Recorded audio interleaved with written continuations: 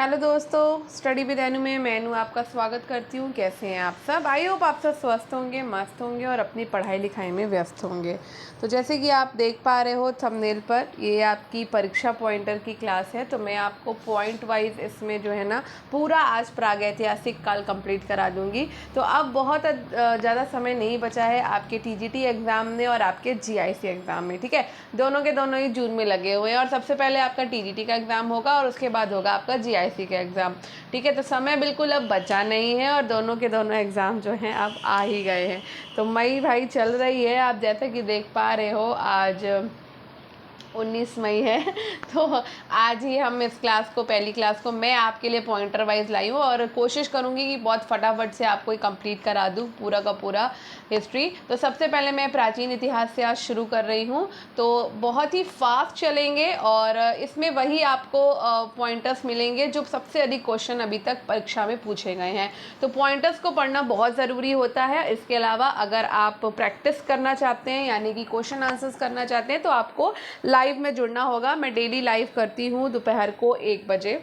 तो आपको दोपहर को 1 बजे लाइव में ऐड हो जाना होगा, जिसमें आप जो है ना अपने क्वेश्चन आंसर्स की मतलब है ना ऑप्शन लगा के, मतलब वो MCQ आपके प्रीवियस ईयर के क्वेश्चंस जो हैं आप प्रैक्टिस सेशन ज्वाइन कर सकते हो वहाँ पे। तो क्वेश्चन आंसर राउंड चलता है आपका, तो आप वहाँ पर अपने लाइव आप डायरेक्ट मेरे साथ जो है ना लाइव अपना टेस्ट दे सकते हो और अपना देख सकते हो कि आपकी तैयारी अभी तक कितनी हो पाई है। ठीक है, तो इसके लिए आपको दोपहर को 1 बजे जुड़ना होगा। ठीक है, अभी फ़िलहाल ये आपको रात को ये क्लास मिल रही है।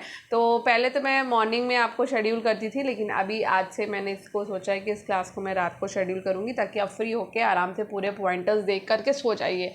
ठीक है ना। तो चलिए आज प्रागैतिहासिक काल पूरा ख़त्म करेंगे, बहुत ज़्यादा समय नहीं वेस्ट करेंगे, बहुत फास्ट चलूँगी। अगर आप इससे पहले मेरे साथ नहीं जुड़े हैं तो आपके लिए ये चीज़ नहीं होगी, लेकिन जो मेरे साथ जुड़े हुए हैं इतने टाइम से, जो मेरे ऑलरेडी स्टूडेंट्स हैं जो देखते हैं क्लास को, उन्हें पता है कि मैं बहुत ही फास्ट कराती हूँ। चाहे वो लाइव क्लास हो, चाहे वो प्रैक्टिस सेशन हो, चाहे वो पॉइंटर वाइज हो, या फिर डिस्क्रिप्शन के साथ भी अगर मैं करवाती हूँ तो मैं बहुत ही फास्ट करवाती हूँ, ताकि आपका कम से कम समय जो है लो। ठीक है, तो समय बहुत कीमती है और हमें और भी चीज़ें पढ़नी होती है। ऐसा नहीं है कि सिर्फ हमें हिस्ट्री पढ़नी, हमें GS के पोर्शंस में भी ध्यान देना है।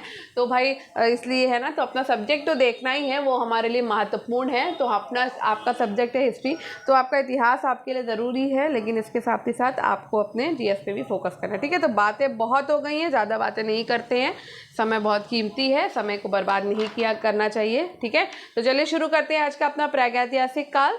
तो उसमें सबसे पहले आज हम करने वाले हैं पुरापाषाण काल को। तो देख लेते हैं फटाफट से पुरापाषाण काल के अपने पॉइंटर के क्वेश्चंस को। ठीक है, चलो पहला है, जिस काल का कोई लिखित साक्ष्य नहीं प्राप्त होता उसे क्या कहते हैं। तो यहाँ पे आप समझ ही रहे होंगे कि जहाँ पर हमें लिखा हुआ कुछ भी नहीं मिला, कोई भी हमको एविडेंस नहीं मिलता है लिखित साक्ष्य का, तो उसे हम कहते हैं प्रागैतिहासिक काल। ठीक है, तो प्रागैतिहासिक काल का मतलब ही है कि हमें वहाँ से कोई भी लिखी हुई चीज़ प्राप्त नहीं हुई है। ठीक है, अदर है, दूसरा है आपका, प्रागैतिहासिक काल में मनुष्य अपना सांस्कृतिक जीवन कब से प्रारंभ करता है।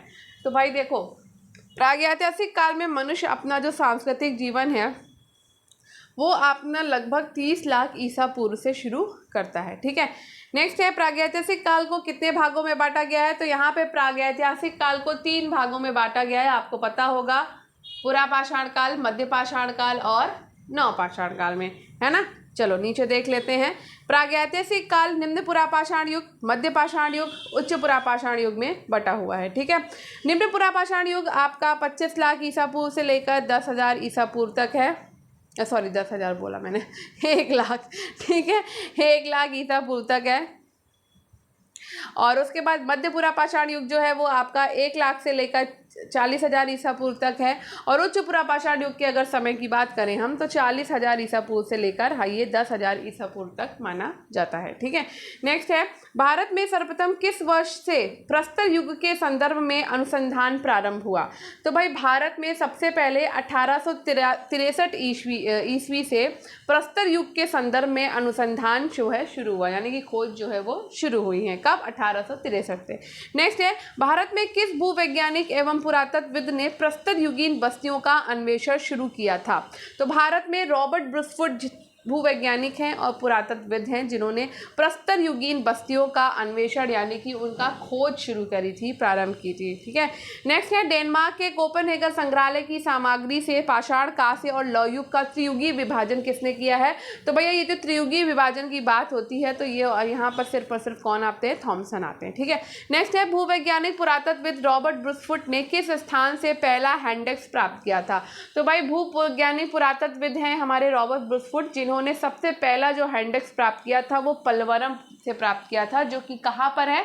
तो भाई ये मद्रास के समीप है। ठीक है, नेक्स्ट है अतिरमपक्कम नामक स्थान से पूर्व पाषाण काल के उपकरणों की खोज किसने की थी? तो अतिरमपक्कम नामक स्थान से जो पूर्व पाषाण काल के उपकरणों की खोज करी है तो वो करी है one and only William king ने। ठीक है, नेक्स्ट बात करते हैं मानव विकास के क्रम की।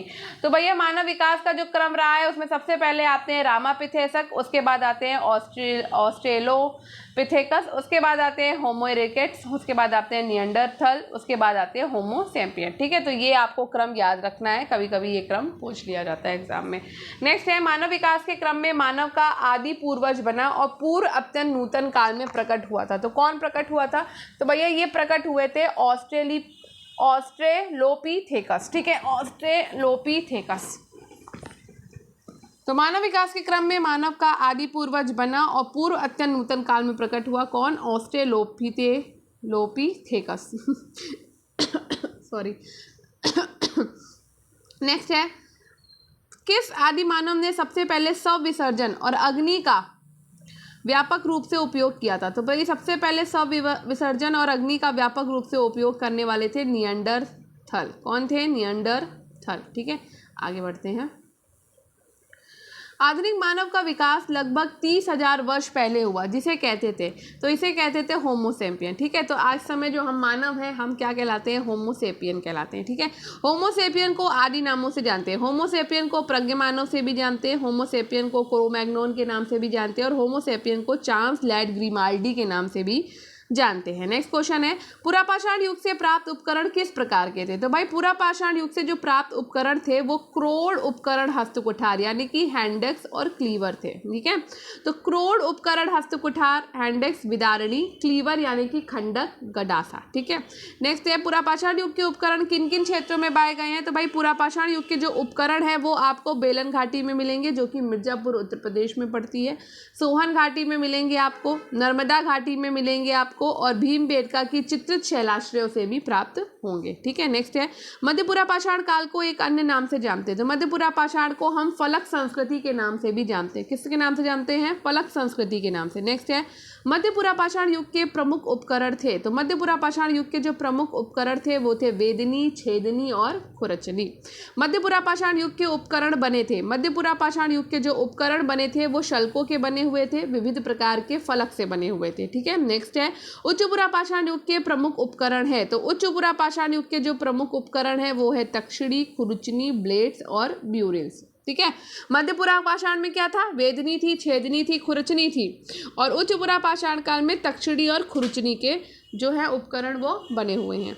नेक्स्ट है चॉपर चॉपिंग पेम्बू संस्कृति के उपकरण कहाँ से प्राप्त हुए? तो चॉपर चॉपिंग पेम्बू संस्कृति के जो उपकरण है वो हमें मिले हैं सोहन घाटी क्षेत्र से। ठीक है, नेक्स्ट है भारत में पुरापाषाणिक उपकरण सर्वप्रथम कहाँ से मिलते हैं? तो भाई जो पुरापाषाणिक उपकरण मिलते हैं हमें सबसे पहले वो हमें पल्लवरम से मिलते हैं। पल्लवरम मतलब कहाँ? मद्रास, तमिलनाडु से। नेक्स्ट है परिष्कृत औजारों का किस युग को माना जाता है? तो परिष्कृत औजारों का युग माना जाता है उच्च पुरापाषाण युग को। ठीक है, नेक्स्ट है उच्च पुरापाषाण युगीन हड्डी की बनी मातृ देवी की मूर्ति कहाँ से प्राप्त हुई है? तो ये हमें मिली है बेलन घाटी, इलाहाबाद, उत्तर प्रदेश से। नेक्स्ट है सिहावल और संगोवा। सिहावल और संगोवा पुरास्थल है आपके निम्न पूर्वपाषाण संस्कृति का। नेक्स्ट है निम्न पुरापाषाण कालीन स्थल हथनौरा, नर्मदा घाटी की खोज 5 दिसंबर 1982 में किसने की थी? तो डॉक्टर अरुण सोनकिया ने की थी। किसने की थी? डॉक्टर अरुण सोनकिया ने की थी। ठीक है, आगे बढ़ते हैं हम। अब हम पहुंच गए हैं मध्य पाषाण काल में। ठीक है, तो हमने भैया ऊपर का अपना जो है फिनिश किया, अब हम पहुंच गए हैं पुरापाषाण खत्म करके मध्य पाषाण काल में। ठीक है, मध्य पाषाण संस्कृति का महत्व मोटे तौर पे माना जाता है। तो मध्य पाषाण संस्कृति का जो महत्व है वो मोटे तौर पे 9000 ईसा पूर्व से लेकर के 4000 ईसा पूर्व तक माना जाता है। नेक्स्ट है, पुरापाषाण काल और नवपाषाण युग के बीच के संक्रमण काल को क्या कहते हैं? तो भाई जो संक्रमण काल है वो कहलाता है मध्य पाषाण काल। ठीक है, नेक्स्ट है, भारत में मध्य पाषाण काल के संदर्भ में सर्वप्रथम जानकारी आर्कीबाल्ड कार्लाइल ने कब की थी? तो आर्कीबाल्ड कार्लाइल ने जो जानकारी की थी वो 1867 से लेके 68 के बीच में करी थी। ठीक है, नेक्स्ट है, मध्य पाषाण काल के उपकरणों की खोज आर्कीबाल्ड कार्लाइल ने सर्वप्रथम किस क्षेत्र से की है? तो इन्होंने सबसे पहले जो खोज की थी वो विंध्य क्षेत्र के शैल चित्रों से की थी। ठीक है, नेक्स्ट है, मध्य पाषाण काल के उपकरण बहुत ही छोटे होते थे जिन्हें क्या कहा जाता था? तो मध्य पाषाण काल के उपकरण छोटे होते थे इसलिए उन्हें माइक्रोलिथ उपकरण कहा जाता था। ठीक है, क्या कहा जाता था? माइक्रोलिथ। माइक्रो छोटा होता है ना, तो माइक्रोलिथ। ठीक, नेक्स्ट है, मध्य पाषाण काल के उपकरणों का निर्माण किन पत्थरों से हुआ है? तो मध्य पाषाण काल के जो उपकरण है उनका निर्माण आपको जैस्पर, कर्सडेनी, चर्ड फ्लिंट और क्वार्टजाइट से मिलेगा। ठीक है, नेक्स्ट क्वेश्चन है, मध्य पाषाण काल के उपकरणों का आकार प्रकार कैसा था? तो मध्य पाषाण काल के जो उपकरण होते थे वो भाई चंद्राकार होते थे, अर्धचंद्राकार होते थे और त्रिभुजामुखी होते थे, मतलब शेप्स में, है ना।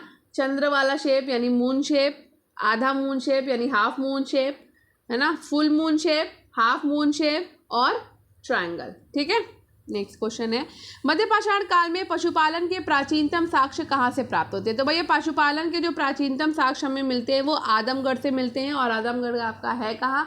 होशंगाबाद मध्य प्रदेश में है। उसके बाद हमको बागौर से मिलते हैं, बागौर कहाँ है? भीलवाड़ा राजस्थान में है। ठीक है, नेक्स्ट है, मध्य पाषाण काल में मानव के अस्थि पंजर का सबसे पहला अवशेष कहाँ से प्राप्त हुआ? तो भैया जो मानव का अस्थि पंजर का जो पहला अवशेष मिला वो हमको मिला सराय नहर राय मादहा से। मादहा कहाँ है? प्रतापगढ़ उत्तर प्रदेश में है। नेक्स्ट है, मध्य पाषाणी संदर्भ में वन्य धान का प्रमाण कहाँ से प्राप्त होता है? तो वन्य धान का प्रमाण हमें चौपानी मांडो इलाहाबाद उत्तर प्रदेश से प्राप्त होता है। नेक्स्ट है, भारत के किस शिलालेख से सर्वाधिक चित्र प्राप्त हुए हैं? तो भारत के शिलाखों भीमबेटका मध्य प्रदेश से सर्वाधिक चित्र प्राप्त हुए हैं। नेक्स्ट है, किस मध्य पाषाणिक स्थल से हड्डी के बने उपकरण प्राप्त हुए? तो हड्डी के बने उपकरण हमको मिल जाते हैं मादहा से, और मादहा दोबारा से हमें याद करेंगे कहाँ पर है? प्रतापगढ़ उत्तर प्रदेश में, क्योंकि ये पूछा जाता है कि ये वाला स्थान कहाँ पर पड़ता है। ठीक है, किस मध्य पाषाणिक स्थल से एक ही कब्र से 3 मानव कंकाल प्राप्त हुए? तो एक ही कब्र से 3 मानव कंकाल हमें दमदमा से मिलते हैं। ठीक है, और ये दमदमा क्या है? आपका मध्य पाषाणिक स्थल है। ठीक है, नेक्स्ट है, भारत में मानव का सर्वप्रथम साक्ष्य कहाँ से प्राप्त हुआ? तो मानव का सबसे पहला साक्ष्य नर्मदा घाटी से प्राप्त हुआ है जो कि बोरी महाराष्ट्र में है। नेक्स्ट है, किस प्रागैतिहासिक भारतीय स्थल से होमो इरेक्टस मानव की खोपड़ी पाई गई? तो होमो इरेक्टस मानव की खोपड़ी पाई गई है हथनौरा। हथनौरा कहाँ पर है? नर्मदा घाटी में। भारतीय प्रागैतिहासिक का टेक्स्ट बुक किस क्षेत्र को कहा जाता है? तो टेक्स्ट बुक कहा जाता है बेलन नदी घाटी इलाहाबाद उत्तर प्रदेश को। नेक्स्ट है, भारत में ज्ञात विशालतम मध्य पाषाण वास वाला स्थल कौन सा है? तो ये है बागौर भीलवाड़ा राजस्थान। बागौर साइट के संबंध में सही कथन है। तो बागौर साइट के संबंध में सही कथन है कि ये राजस्थान में अवस्थित है। कहाँ अवस्थित है? राजस्थान में। बागौर साइट के विशुद्ध मध्य पाषाण प्राक मृदभान चरण के होने के संबंध में हमारे पास 5365 से लेकर 3775 ईसा पूर्व की कार्बन तिथियां हैं।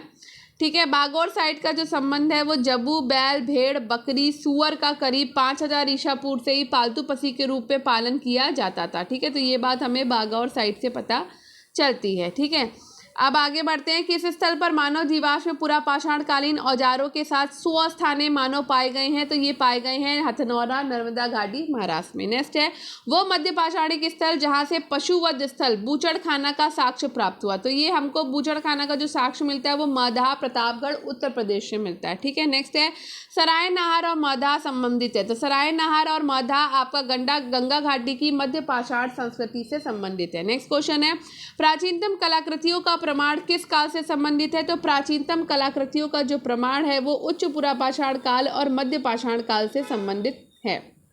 नेक्स्ट है मध्य पाषाण के प्रमुख स्थल। तो मध्य पाषाण के जो प्रमुख स्थल हैं वो है वीरभानपुर, जो कि आपको पश्चिम बंगाल में मिलेगा, लगनाज आपको गुजरात में मिलेगा, टेरी आपको तमिलनाडु में मिलेगा, आदमगढ़ आपको मध्य प्रदेश में मिलेगा, बागौर आपको राजस्थान में मिलेगा, सरायनहर आपको उत्तर प्रदेश में मिलेगा और महदाहा आपको उत्तर प्रदेश में मिलेगा। नेक्स्ट है मध्य पाषाण कालीन गुफा चित्रकारी में किस प्रकार की कला प्रदर्शित की गई है।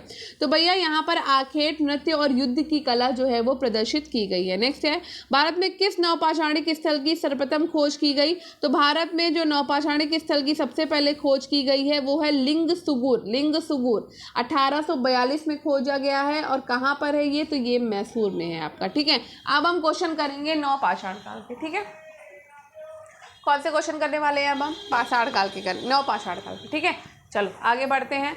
आई होप आपको स्पीड अच्छी लग रही होगी, तो अगर अधिक स्पीड है तो आप कमेंट बॉक्स में मुझे बता सकते हैं, तो कल की क्लास में आपको स्पीड थोड़ी सी स्लो मिल जाएगी। ठीक है, और अगर सही लग रही है स्पीड तो भी बता दीजिए। ठीक है, और स्पीड में चलने का रीज़न यही है कि आप ज़्यादा से ज़्यादा जो है वो रिवीजन कर सकें। चलो,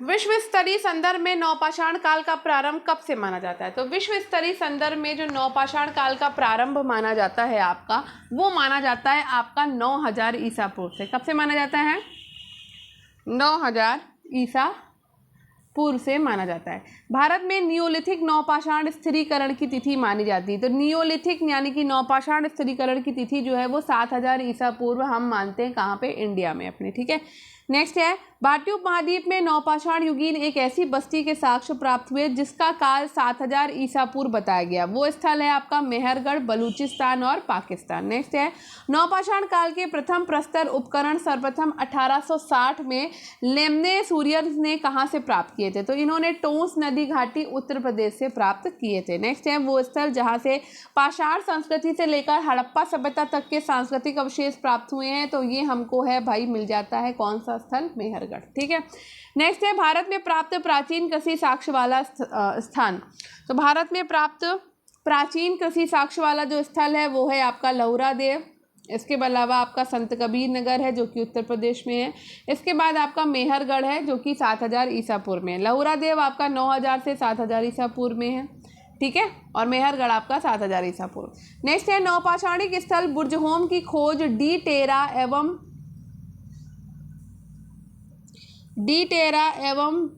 पीटरसन ने किस वर्ष की थी। तो भैया बुर्जहोम की जो खोज डी टेरा पीटरसन ने की है वो 1935 में करी है। नेक्स्ट है भारत में सर्वप्रथम चावल के साक्ष्य किस स्थल से प्राप्त हुए। तो सबसे पहले चावल का साक्ष्य हमें कोल्डिवा से मिलता है। कोल्डिवा है कहाँ, इलाहाबाद में है।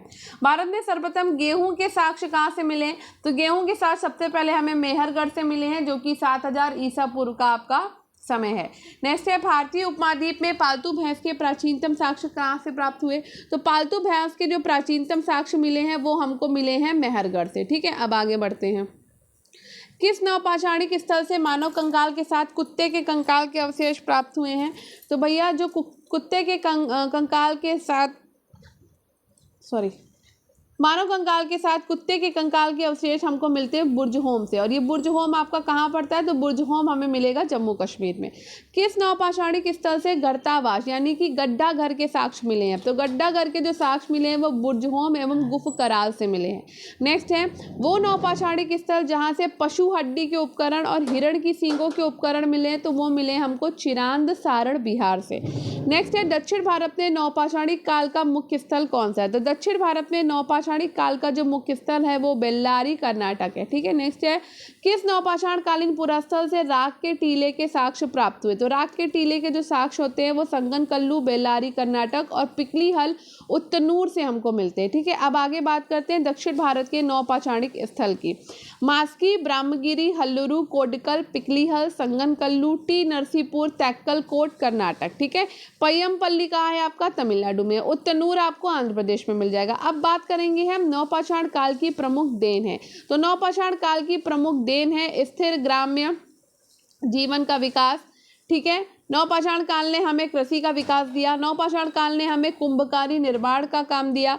नवपाषाण काल ने हमें आग का सर्वप्रथम प्रयोग बताया और नवपाषाण काल ने हमें पहिए का आविष्कार दिया। ठीक है, नेक्स्ट है मानव द्वारा सर्वप्रथम किस अनाज का प्रयोग किया गया था?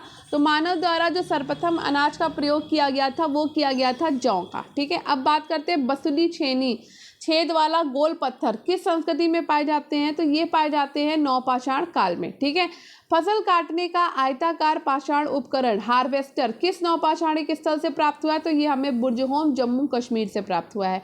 अब बात करते हैं कि किस नवपाषाणिक स्थल से पशु बाड़े का प्रमाण प्राप्त हुआ? तो पशु बाड़ा जो हमें मिलता है वो मिलता है महगढ़ा, इलाहाबाद, उत्तर प्रदेश है। अब हम पहुंच गए इसके विविध वाले सेक्शन पे। ठीक है, तो इसमें विविध यानी मिसलेनियस क्वेश्चन है, देख लेते हैं।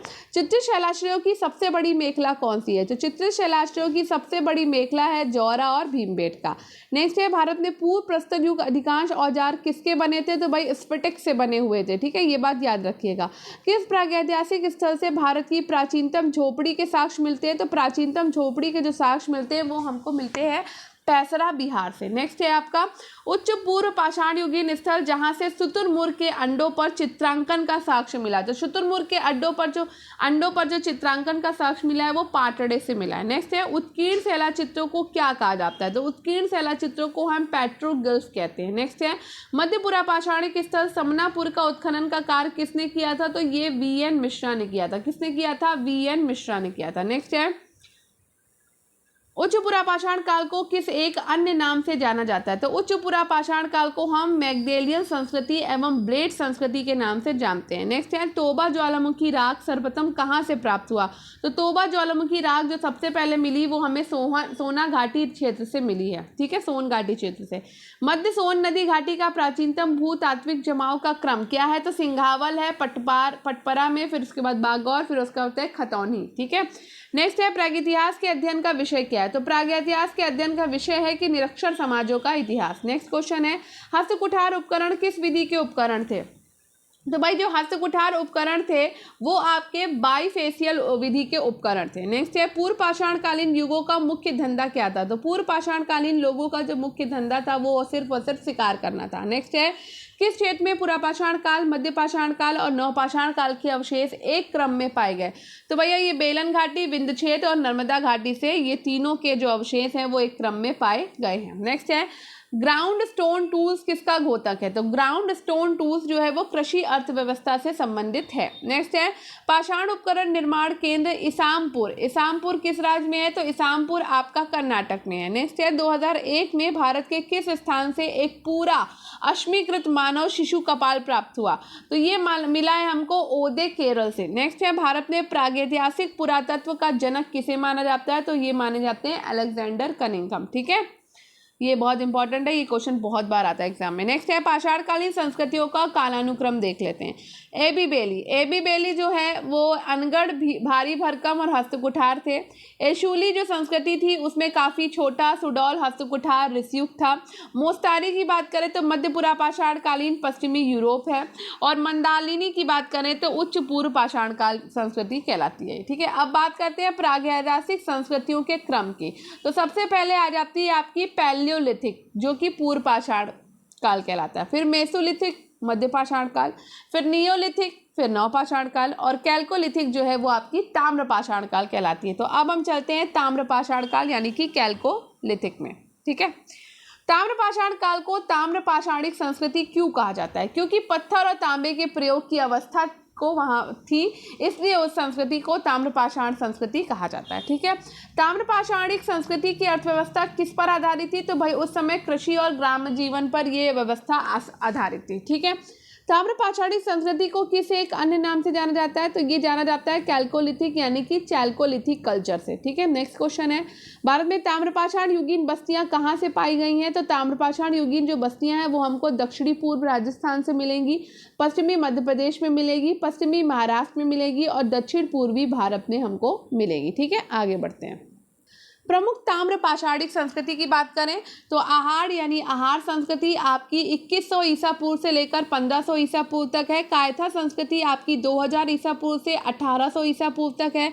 मालवा संस्कृति आपकी 1700 ईसा पूर्व से 1200 ईसा पूर्व तक है और जोरवे संस्कृति आपकी 1400 ईसा पूर्व से लेकर 700 ईसा पूर्व तक है। ठीक है, नेक्स्ट है राजस्थान के वो प्रागैतिहासिक स्थल जो ताम्रपाषाणिक काल से संबंधित है, तो वो है आपके आहार, बालाथल, बागौर, ओजियाना एवं खिलुन। नेक्स्ट है आहार ताम्र पाषाणिक स्थल का प्राचीन नाम क्या है? तो भैया इसका प्राचीन नाम था ताम्बवती। क्या नाम था? ताम्बवती।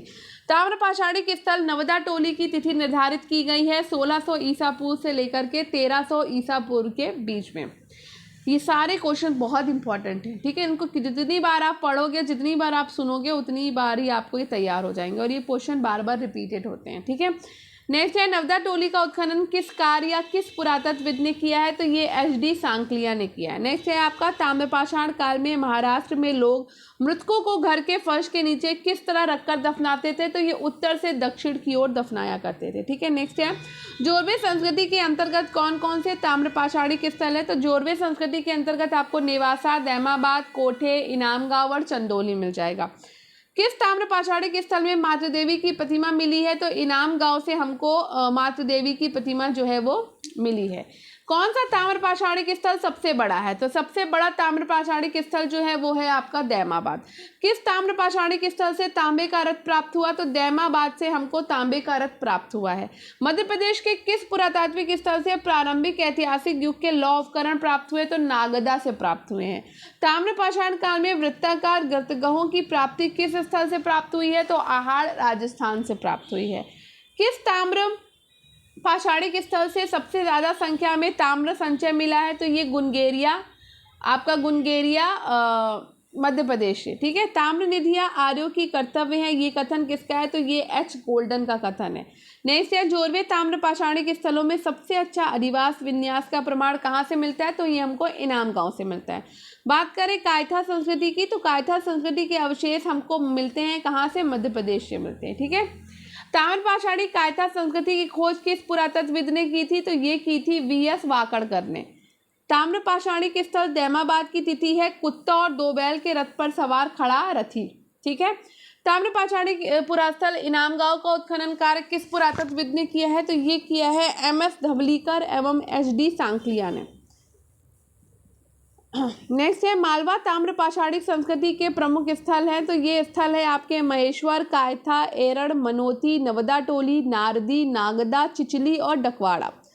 किस ताम्र पाषाणिक स्थल से सिंचाई हेतु पत्थर निर्मित बांध के साक्ष्य मिले? इनाम गांव से मिले। गंगा घाटी की नरहल संस्कृति किससे संबंधित है? तो ताम्र पाषाण संस्कृति से संबंधित है। आगे बढ़ते हैं।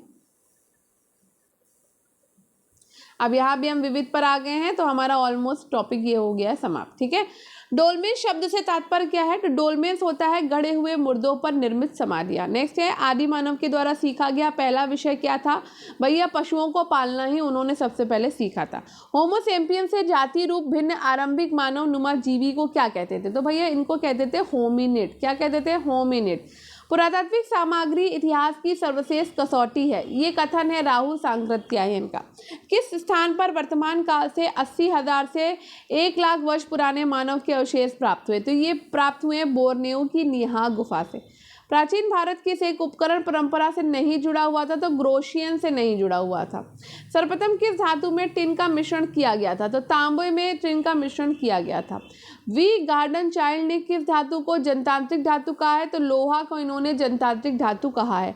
लेवा तकनीक के द्वारा बनाए गए फलक उपकरण किस काल की विशेषता है? तो मध्य प्लीस्टोसीन काल की विशेषताएं। भारत के किस पुरास्थल से चूल्हे के प्राचीनतम साक्ष्य प्राप्त हुए? तो चूल्हे के जो प्राचीनतम साक्ष्य मिले हैं वो हमें बिला सुरगाम, जो कि कर्नूल आंध्र प्रदेश में पड़ेगा, वहां से हमको मिलते हैं। नेक्स्ट है भारतीय उपमहाद्वीप के किस स्थल से सबसे बड़ा अर्धवृत्ताकार पूजागृह का साक्ष्य मिला है? तो पूजागृह हमको मिलता है सिरकप से, और ये कैसा है? अर्धवृत्ताकार है। प्रागैतिहासिक युग में मानव कहाँ रहता था? तो प्रागैतिहासिक युग में मानव मचान, कंदरा और झोपड़ी में रहता था। पुरातत्व में स्तर विन्यास पद्धति किसको समझने के लिए प्रयुक्त की जाती है? तो पुरातत्व में स्तर विन्यास पद्धति भौतिक अवशेष के क्रमिक निक्षेप को समझने में प्रयुक्त की जाती है। नेक्स्ट है ताम्र संचय का किससे संबंध है? तो ताम्र संचय का संबंध काले और लाल बृंदभांड से है।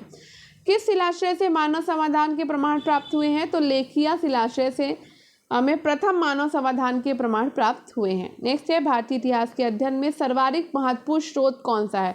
तो पुरातात्विक स्रोत हमारा सर्वाधिक महत्वपूर्ण स्रोत है। नेक्स्ट है दक्षिण भारत की महापाषाणिक समाधियाँ किस काल की मानी जाती हैं? तो लौह काल से मानी जाती है। नेक्स्ट है भारतीय महापाषाण संस्कृति की क्या विशेषता है? तो भारतीय महापाषाण संस्कृति की विशेषता है लोहे के औजार और उपकरण, घोड़े, सार्कोफेगी और डोलेमन। नेक्स्ट है लंबवत पुरातात्विक उत्खनन के द्वारा किसी संस्कृति के विषय में क्या ज्ञात किया जाता है? तो संस्कृति के काल मापन का ज्ञान किया जाता है। नेक्स्ट है गंगा घाटी के चावल का उत्पादन कब से शुरू हुआ था? तो लगभग 1000 ईसा पूर्व से ये शुरू हुआ था। नेक्स्ट है नौपाषाणिक पुरास्थल गुफकराल कहाँ पर अवस्थित है? तो भैया गुफकराल आपका स्वात घाटी में अवस्थित है। कहाँ अवस्थित है?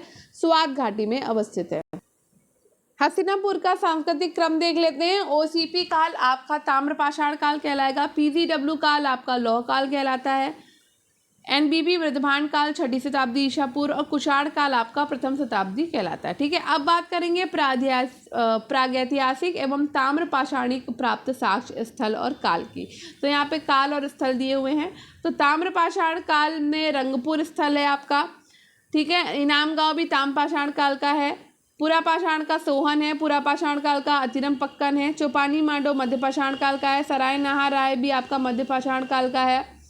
बात करें पटने की तो पटने उच्च पूर्व पाषाण काल का है, बुर्जहोम आपका नवपाषाण काल का है, कुल्ली आपका पूर्व हड़प्पा का है और आदि चेन्नैर लरू जो आपका है वो महापाषाण काल का है। ठीक है, काल और संस्कृति तो सोन संस्कृति आपकी निम्न पुरापाषाण काल की है, नेवासा संस्कृति मध्य पुरापाषाण काल की है, बागोर संस्कृति उच्च पुरापाषाण काल की है और कोल्डिवा संस्कृति आपकी नवपाषाण काल की है। बात करें काल और प्राप्त साक्ष्य की, ठीक है, तो भैया पुरापाषाण काल से हमको चिप्पड़ पाषाण उपकरण मिले, मध्य पाषाण काल से हमें लघु पाषाण उपकरण मिले, उच्च पुरापाषाण काल से हमें शैलचित्र मिले, नवपाषाण काल से हमें घिसे पाषाण उपकरण मिले और पुरापाषाण काल से हमें नदी तट अधिवास मिले, मध्य पाषाण काल से हमें शैलाश्रय अधिवास मिले, नवपाषाण काल से हमें गर्त अधिवास मिले और ताम्रपाषाण काल से हमें कच्चे और पक्के मकान मिले।